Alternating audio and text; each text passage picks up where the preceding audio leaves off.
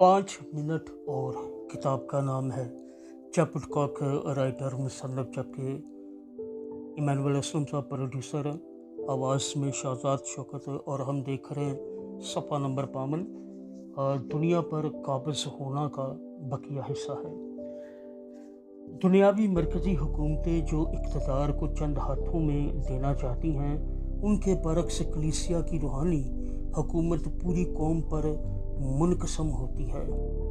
हर कस्बा, शहर, इलाका और कौम रूहानी फाटक रखती है, जहाँ बुज़ुर्ग अपने इख्तियार के दायरा कार का इत्तलाक़ करने के वास्ते हुक्मरानी और फैसले करने के लिए जमा होते हैं। बहुत सी जगहों पर रास्तबाजों ने अभी तक बाहसीयत खुदा की कलीसिया अपने इलाके के फाटकों पर कब्ज़ा करना और मुस्तकिल तौर पर हुकूमत करना सीखा ही नहीं। उन जगहों में इख्तियार की नशिस्तों पर दुश्मन बैठता है और लोगों पर गलबा पाने में आज़ाद है। माजी में दुआया टीमें कायम होती और ख़ास इलाकों में तारीकी की कुव्वतों का मुकाबला करती। दुश्मन को उसकी ताकत की जगह से मजबूर कर दिया जाता और मुख्तसर वक्त के लिए आराम मिल जाता, लेकिन फाटक खाली रह जाते थे। हुक्मरानी करने वाले बुजुर्गों की गैर मौजूदगी में दुश्मन फौरन लौट आता और अपना काम जारी कर देता। फिर दुआ करने वाली टीमें आती और दोबारा फाटकों पर कब्जा करती और यही चक्कर जारी रहता। लेकिन अब इस चक्कर के खात्मा का वक्त है।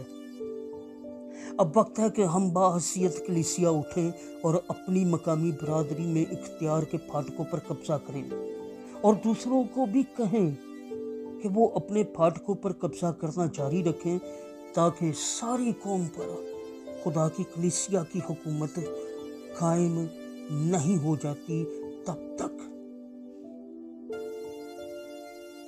जब तक कि सारी कौम पर खुदा की कलीसिया की हुकूमत कायम नहीं हो जाती तब तक। खुदा ने एक दोस्त को ताहिती के दौरे से ऐन पहले, ताहिती कंट्री मुल्क का नाम है, खुदा ने एक दोस्त को ताहिती के दौरे से ऐन पहले उन छोटी जमातों पर हुक्मरानी की ताकत की रोया दिखाई। मैंने ताहिती पर स्याह बादल देखे। मैंने बादलों के अंदर तिनगा रवि की रूह को एक ऑक्टोपस, यानी जिसे हम तंदुआ बोलते हैं, ऑक्टोपस तनगार वा की रूह यानी जानवर की सूरत में देखा, जो जजीरे के ऊपर तारीकी के साथ साया डाले हुए थी।